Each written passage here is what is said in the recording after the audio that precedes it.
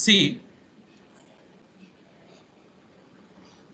so here it is like efficiency, capacity, and production volume ratios. That day we have covered these three things.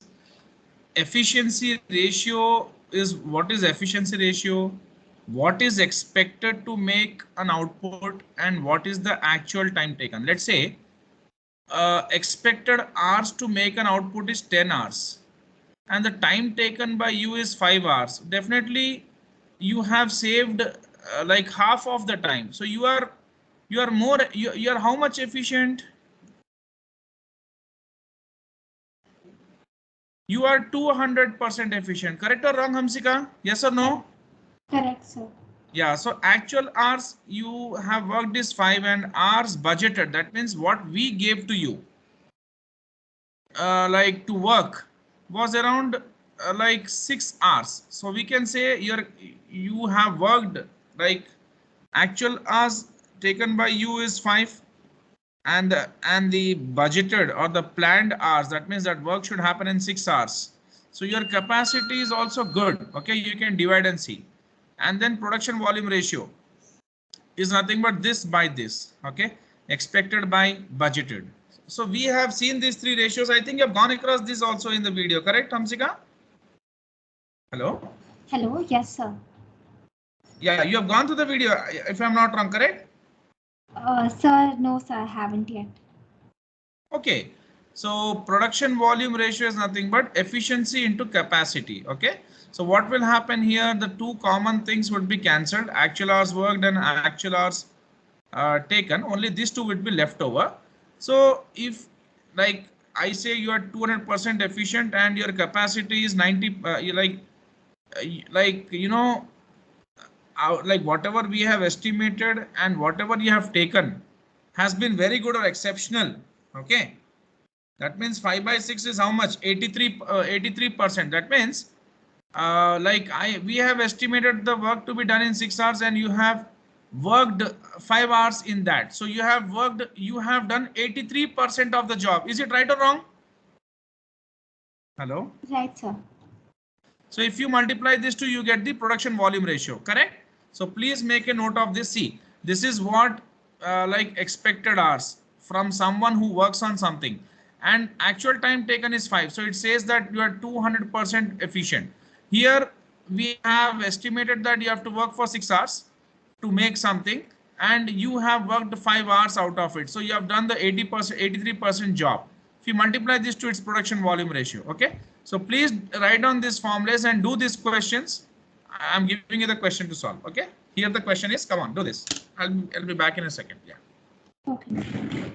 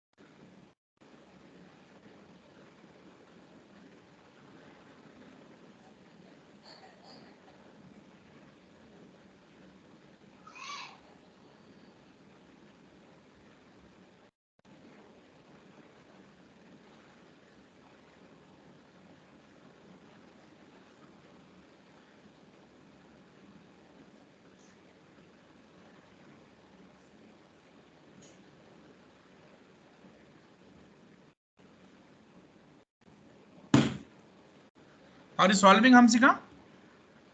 Yes, sir, I am. Yeah.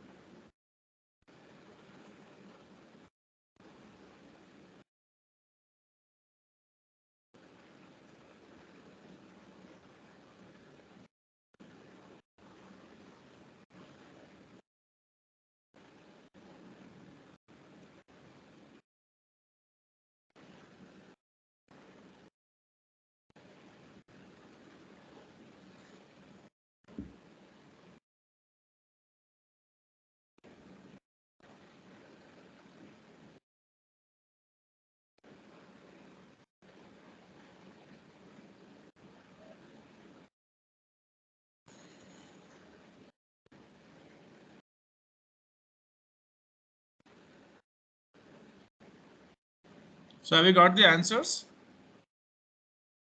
Sir, still doing, sir. Sir, efficiency I got 5 by 6. Efficiency is like what they said. Actual output in the period was 27,000 units, which took 1,20,000 hours. So Rush and Fluster company budgets to make 25,000 standard units of output in 4 hours each. Okay, so this much they have budgeted to make, and the budgeted hours is 4. So what is the hours budgeted? 100,000. 100,000.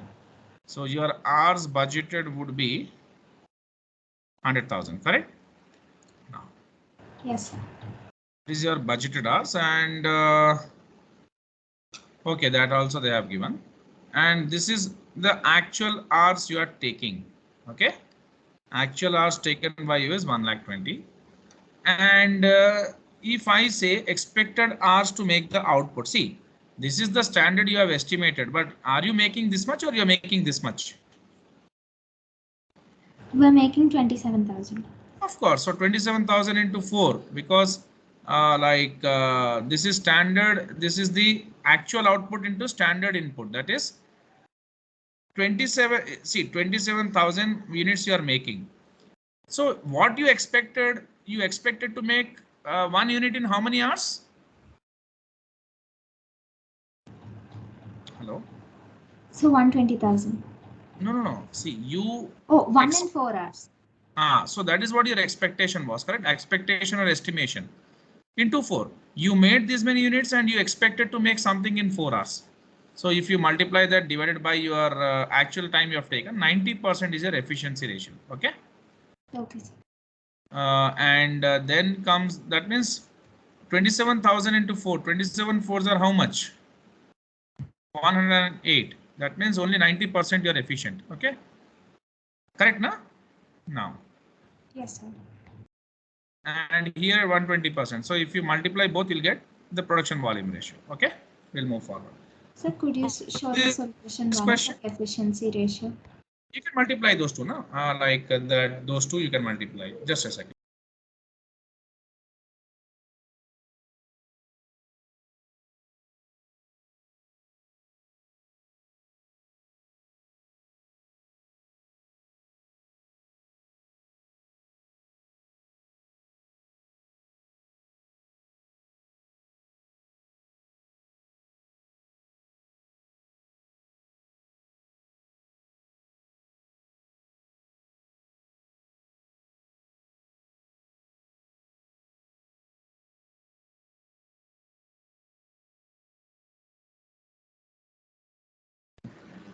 Yeah, do the next question, na, Hamsika? Hello? Yes, sir. Please do.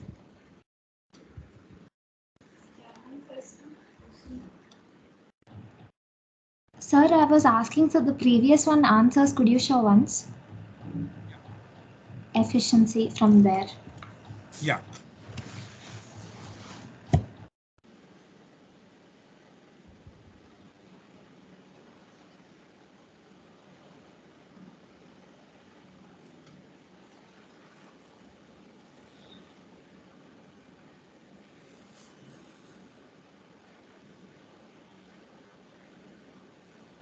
Yes, sir. Okay. Okay. Do this one. We'll move immediately. We'll move forward. Yeah.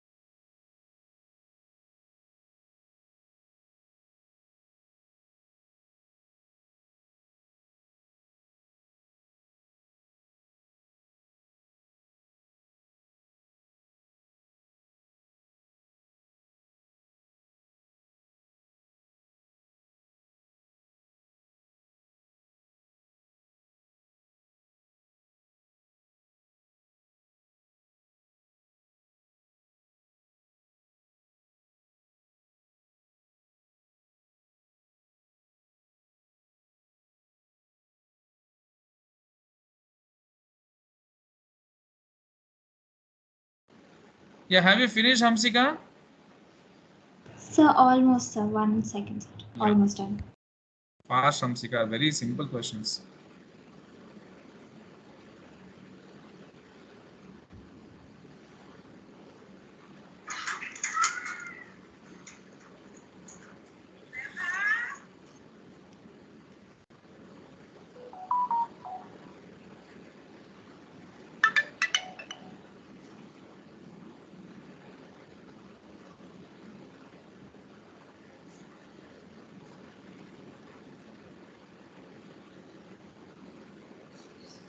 Sir, efficiency ratio, I'm getting 80, sir.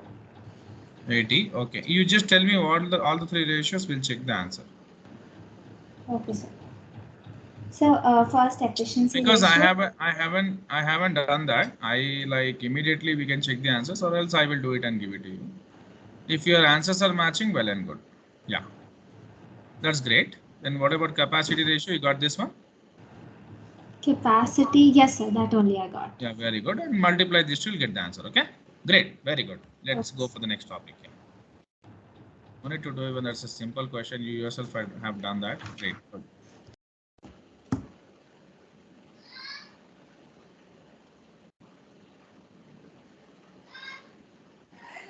Next, labor turnover. See what is meant by labor turnover.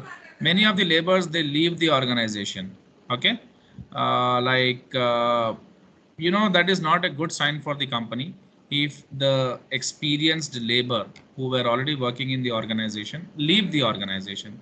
Why it is not good for the company? See, that labor who was working with the company was well trained, was experienced. We were expecting very less blunders and mistakes what they would commit if some labor is having a very good amount of experience of many years, and we need not even spend on skill development of that labor or educating that labor because he is well versed in his task and different types of roles whatever assigned to him. But when he leaves the organization, again you have to hire a new one, you have to train them, you expect more blunders from them, committing mistakes, etc. That's what is the problem for you. So every company wants to know how many laborers are leaving the organization in a given point of time. Okay, so labor turnover is nothing but replacement. If you want to see the labor turnover rate, like labor turnover rate should be less, not more. Is nothing but the replacements. Like if some laborers are leaving, you are replacing them with like some like equal number of laborers. So labor turnover measures the number of employees leaving or being recruited. Both mean the same because you cannot leave that position vacant. You want that labor definitely. Okay, recruited in a period of time expressed as a percentage of total labor force. That means let's say 10 laborers have left the organization this year out of 100 laborers. That is average number of, okay, into 100%. So what is the labor turnover rate? 10%, correct? Now, Yes. can you do this question? Yes. Yeah, please go for this.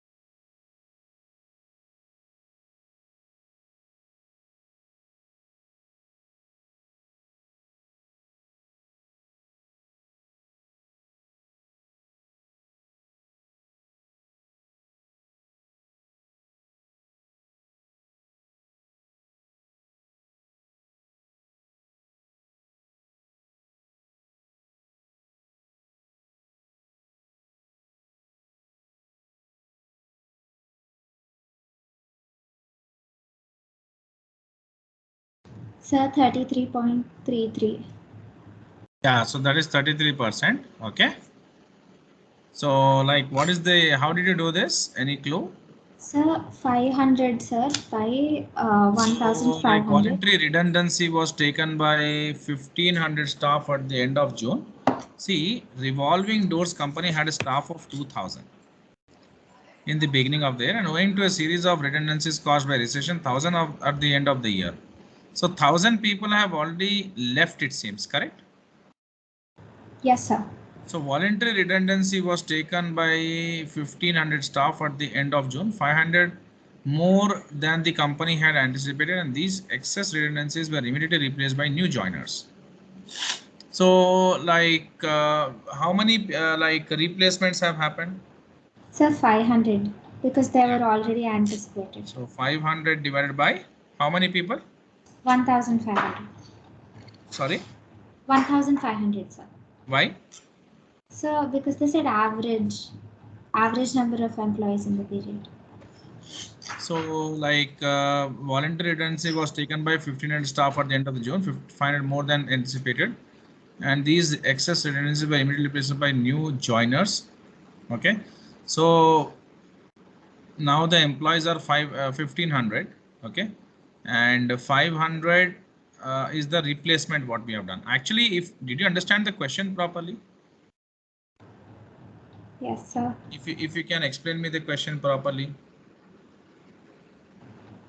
Sir, first they had 2,000 employees in the beginning of 2001, and by the Okay. end of 2001, from First 2000. they have 2000 employees in 2001, and many people left the organization, correct? Yes, sir. In June, 1,500 people left. Out of In 1,000. June, just a second, in June 1500 employees left. Okay, we will see that just a second. Yeah. So in the beginning of the year we had 2000 people, and at the end of the year 1000 we have, correct? Yes, sir. Yeah, and then now we have 1000, and then what happened next? Sir, in June, 1,500 people left. Actually, 1,000 people were supposed to leave, but 500 Yeah. extra people So left. yeah, see, at the big like company had a staff of 2000, and owing to a series of redundancies caused by recession, 1000 at the end of the year. Now they have 1000 people, correct? And voluntary redundancy was taken by 1500 staff at the end of the June. That means many 1500 people like want to leave. Okay, 500 more than company had anticipated. So 500 people more than anticipated, in the sense actually we had 2000 people. Owing to a series of redundancies caused by recession, 1000 at the end of the year. Company had a staff of 2000, and owing to a series of redundancies caused by recession, 1000 at the end of the year. So 1000 people are there at the end of the year, na? Correct? Correct, sir. So in the beginning they have 2000, and at the end of the year they have 1000. So what matters for us is how to find out average number of employees in the period. Beginning number of employees plus ending number of Ending by employees 2. divided by 2. So beginning, so 500 is the replacements. Okay, beginning number of people is 2000, ending number of people is 1000 divided by 2. So 500 by 1500, then we get the 33%. Okay, let's go ahead.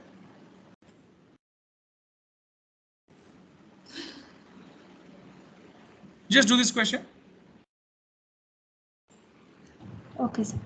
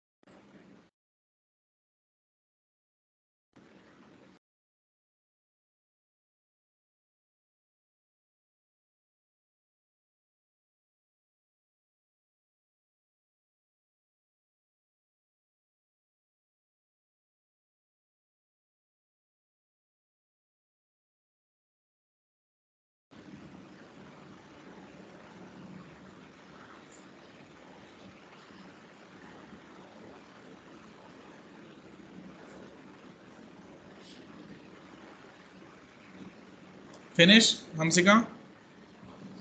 1 second, so almost. So what is the voluntary redundancy? 20, correct? So, How much people they have in the beginning? so they have 1000. 1000 And plus now, yeah, they 920. have 920. Okay. How much? Into 100% if we take, how much percent? Like, let's say 2.1%, So correct? 2 point something. Yes, sir. Yeah. Let's go for the next question and some discussion. What are the reasons for labor turnover, demotivated staff, which we can control? Work not interesting to them or challenging, staff not appropriately rewarded, staff leave to work for a competitor, company recruit staff as trainees. This is uncontrollable. Therefore, once qualified, they have more options open to them. You can't do anything for that. If they retire, you can't do anything. Illness, you can't do anything. And many people come as a trainee now. Now they can leave the organization and join other organizations as well. And staff moving away if they want to like settle somewhere else. Cost of labor turnover is like cost of selection and replacement, inefficiency of new labor, training, timing problems, cost to maintain good relationship, cost of welfare, example, sports facilities, and all for employees you have to do. Employee benefits also. Now, direct and indirect labor cost, you already know what is the direct labor cost and indirect labor cost. So now this is very important. Please focus here. Labor costs can be broken down into both direct and indirect costs according to the type of worker and work done as follows. Normal basic pay is a direct cost anytime. Okay. And for indirect workers, if you pay, it's a indirect cost. Correct or not? Correct, Hello? sir. If you make the normal wage payments to direct workers, it's a direct cost. If you make that to indirect workers, indirect cost. Basic pay, that is overtime basic pay, it's a for direct workers direct cost, for indirect workers indirect cost. General production premium and general non-production overtime. This is very essential. If I speak about general production overtime premium, not the basic pay is always direct, but if I give overtime premium, that is what kind of cost for direct workers? Hello. So I didn't understand. See, if a worker is working in the working hours in the company and he's made the basic payment, it's a direct cost for direct workers, indirect cost for indirect workers. If they are working for overtime and we are making them the basic payment, it's a direct cost for direct workers, indirect cost for indirect workers. Okay. But if you are making any kind of premium, overtime premium, okay, so it's an indirect cost for direct workers and indirect cost of indirect workers as well. Understood? Hello? Yes, sir, understood. Only overtime premium, extra money than the basic pay. The only that element or that part. And if you are, this is non-production, any non-productive activity is always indirect cost for this, and this guy to indirect cost. Okay, because it's a non-production. Non-production is nothing but it's not a it is not related to production. Something not related to production is an indirect activity. So any kind of overtime premium even for indirect activities is an indirect cost for direct workers as well. They may be utilized in some other task, maybe indirect nature tasks. So what we pay is indirect cost. So general non-production overtime premium, indirect cost for indirect workers and indirect cost for indirect workers as well. Specific, see, specific means for specific task. If you are keeping the labor and that specific task can be like for that reason only you are appointing. So now what is the thing? In any of the cases, if there's a specific overtime, if you make basic pay or overtime premium, it's direct cost for direct workers and direct cost for indirect workers as well. Only in case of specific. Okay. Same here, direct cost, direct cost. Understood, understood, Hamsika? Hello? Yes, sir. Specific task is what like we will see right now. You will understand, not a problem. You can easily do that. Now coming to the next question.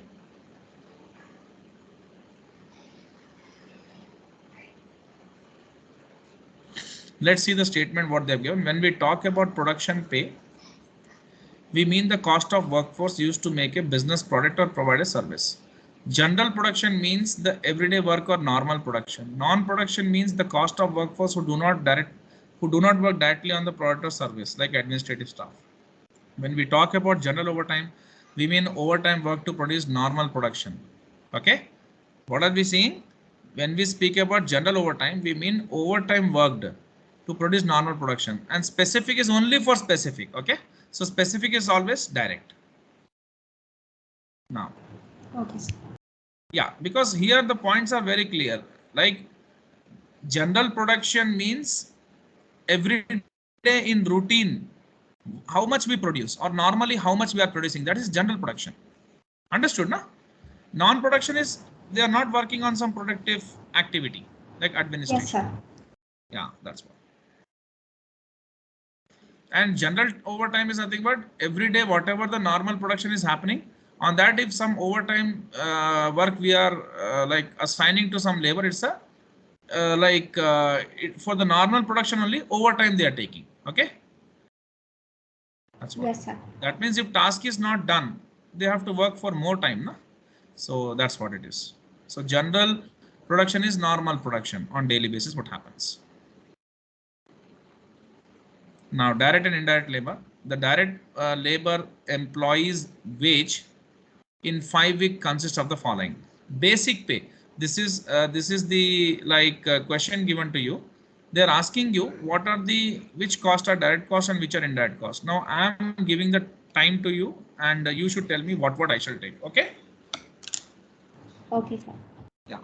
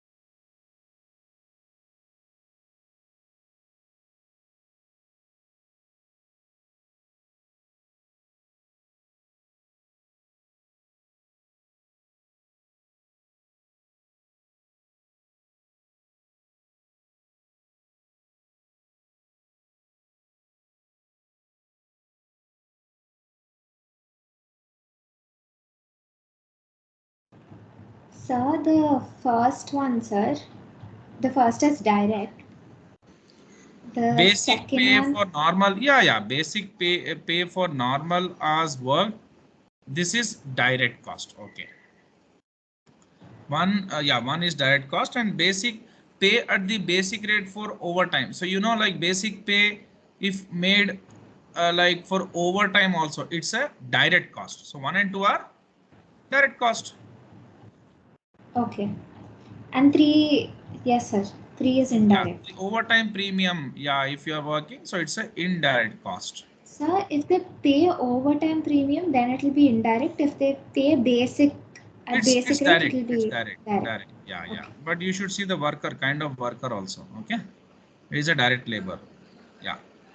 Bonus payment under a group bonus. So actually we haven't seen this yet. Okay. But you know, like if at all they make some extra incentive payments, it's a indirect only. Okay. Indirect cost. Hello. Hello. Yes, sir. Yes, Yeah, sir. it's like indirect because they are making the incentive payment for a month. Generally we make hourly payment to laborers. Okay, shall we move forward? Yes, sir. Yeah.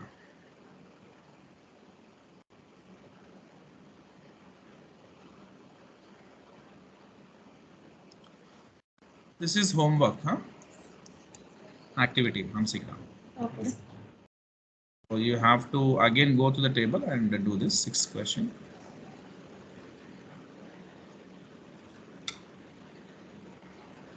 Accounting for labor costs. So recording labor costs. Records can include attendance time records, what time they come, what time they go. Job time records, to record the amount of labor time spent on individual jobs. That means if I have assigned a task to some labor to work for 8 hours, how much time he has done the task.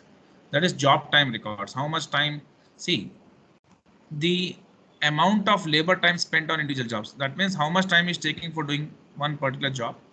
Then timesheet, to record amount of labor time spent on individual clients, example accounting and law. Okay. So how much time it is taking, or how much time we are putting on certain individual clients like accounting or law or these kind of in these kind of areas we will see this kind of cost. Okay, accounting cost, labor cost, etc. So there is one like journal entry we will see here, the accounting. So ledger accounting, so there are some journals they are passing. What is this journal? When gross wages are paid to employees, they are accounted as wages. C. There are many laborers in our in our company, correct? So for each and every individual labor will be making the payment. So all those labors collected together, can I put a wages control account for my company? See, instead of maintaining each and every labor's account, we do that also, but we club for company, this entire is a wage, na? Making payment to 10 laborers is wage payment or not directly? Hello? Hello, yes, sir. We have 100 laborers. So for all 100 laborers, we'll be releasing the wages. Like individually they may be paid and individual accounts will be maintained, but in company's account will be like, we will maintain a control, a general account for wages. That is called wages control account. Correct or wrong? Correct, sir. So we will debit all the expenses to wages control account, and then we have the control account for our bank or income tax control account or social security control account. From there the amount goes. See, when some particular production process is happening, going on right now. Okay. So you know that's called work in progress. So we'll debit the expenses and work in progress account and then to wages control account. Correct? Hello? Correct, sir. Yes. And then if at all any overhead, then same. Debit the expenses to that account and then to wages account. So at the end of the day, wages is what the main account for the laborers. Okay? Yes, sir. So like what is happening first, we are like, first thing is when we make the wages payment, it is control account, wages control account to bank account or bank control account, bank account or bank or security control or tax control account. When labor is used within a particular production process, direct labor costs are transferred from wages control account using what? So when labor is used, if you are using him for a particular production process, so we'll be incurring some cost on them. So we will like debit those costs in this account and credit the wages control account. Correct? Yes. Hello. Yes, sir. For particular production process, so that expenditure will show in this account. Okay. And already the amount, and will credit this account. This account will reduce. This account will have the expenses. Okay. And then again, indirect labor costs are transferred from wages control account to be grouped with other indirect costs. So we will debit the expenses to this and create the wages control account. So in this case, we are showing the expense in the account, so it is debited. Other cases, we are showing the expense in respective accounts, so they are debited and this is credited. Okay. Now, so comes the entry. First entry is control account. This is a nominal account, expenditure account. This account is increasing because the amount from the bank is coming to this account. Am I right? Hello?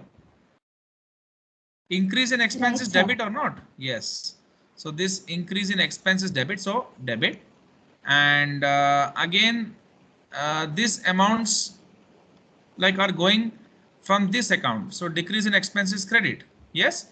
It goes to production overheads. It goes to work in progress labor. And then again, the balance left over is to the statement of profit or loss. Now, this is the question of wages control account. So will you make this account? Yes. Shall we make this? Hello? Yes, sir. Or Amsika, you'll do it as a homework. It's your wish. If you want, we'll do right now. Or if you want to do as a homework, we can do that. So I'll go through the question once, sir. If Okay, it's do it. hard, then we do. Do this. No problem. Okay. We'll do this right now.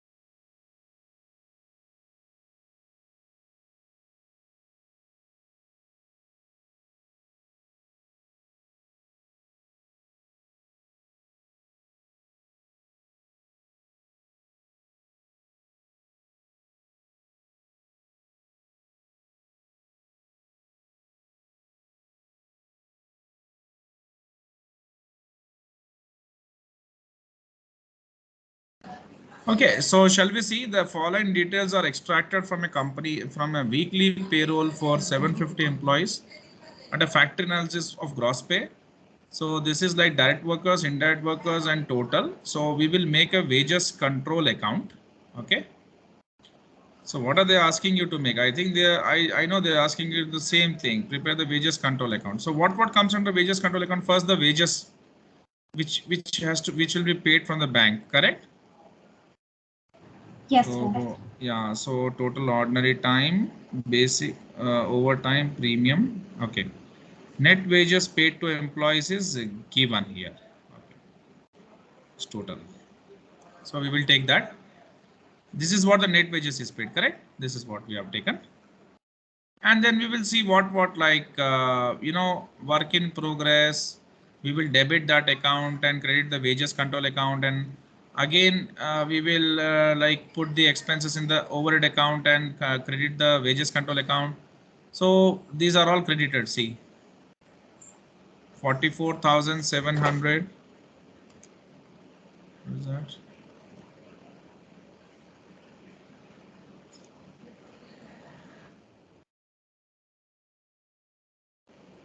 So here like work in progress. So work in progress They have given somewhere working progress, direct workers, indirect workers, total shift, sick pay, idle time. This is the wages only. Did they give some extra information? Direct labor for 44,700. Direct labor, okay. Just add this to, hello, hello. Yes, sir. Adding, sir. Yeah, so yeah, like the division has to be given. Na? We will see what comes under the direct workers, and then what is to be paid to indirect workers. So here the things are given. Na? Work in progress only for whom, Hamsika? For direct labor. Yeah, so work in progress only for direct labor. So please add this to for direct labor. And then next comes the production over indirect labor. So we'll take the indirect labor also. So 44,700. And then indirect labor, you add this to 27,430, correct? 27,430. And then next one, what have they given? Yeah. So if we will see more indirect labors are there or not for any kind of like overheads. Okay. Let's see. The two things are given, and these are also indirect labor only, na? Oh, this indirect expenses, overtime, premium, shift allowance, sick pay, idle time. Correct, Hamsika? Hello. Sir? These are also all like overhead payments, na? Yes, sir. Just a second.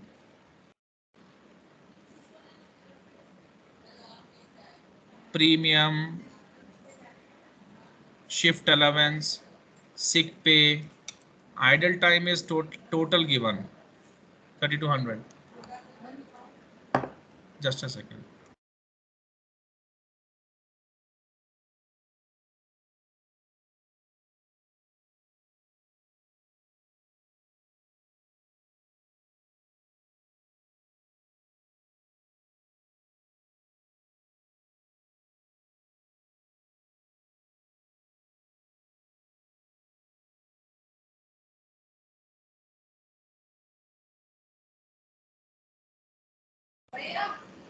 Yeah, so this is like hello. Hello, Hamsika, can you hear me? Yes, sir. These are all production overheads only. Okay, so overheads in the sense indirect labor. So we have taken all that, and then idle time. So when we do the balancing figure, we see that this much is the deductions from control accounts. If it comes here, it will go to P&L. Correct? Hello. Hello. If Yes, it is, sir. if the balancing figure is here, it is P&L. It is deductions from control accounts. Okay, that means this much total amount, and this much is the wage payment made. Okay, so what do you mean by deductions, control accounts? So in practice, there would be a separate deduction control account for each type of deduction made. For example, tax and social insurance, which actually it's not there here. So if it is in credit, you should put statement of profit or loss. If it is in debit, deductions to control accounts. Understood? Hello? Yes, I understand. Because if excess expenditure, whatever is there now, they can claim deductions when they make the income tax account. That means when they make the tax returns, they can claim these expenses as deduction. Are you understanding what I'm saying? Yes, sir. Every company makes their financial statements and the income tax returns. When they make the income tax returns, they can claim this expenditure, excess, whatever is there as deductions. Okay. So, but we are not making that. So you can stop till here. This is the final answer. Done, Hamsika? Hello. Yes, sir. Done. Yes. Yeah. So please go to this video once again, and we will start the overheads chapter tomorrow. Okay, sir. Next chapter is just a second. Accounting for overheads. Okay. Yes, sir. Let's see how much big this chapter is. I think this will take more 2 days to finish. Sir, approximately when can we finish the portion? By this month. This month it will be done, both the books, easily. And Okay, sir. July 1st, we can start F9. Okay? Yes, F9, sir. F7, whatever you want, we can start. Okay, sir. So is F7 easier or F9, sir? F9 would be easy. F7 is a lengthy paper. That's it. Oh, okay, sir. We will take up F9. July 1st, it is confirmed. Okay, this month I will wind up this one by at any cost. Like if I have to take on Sundays or whatever, I'm keeping that deadline. So far, so good. We are not it is achievable and attainable. Why? Because we have done like till here. Okay, tomorrow I'm starting over it. So it will take 2 days. Okay, sir. Then I'll directly go to project appraisal, 2 classes, standard costing, variance analysis, at least 4 days. This is very big chapter. Then this is all ratios, this and this. Okay. Then only Yes. 1, 2, 3, 4,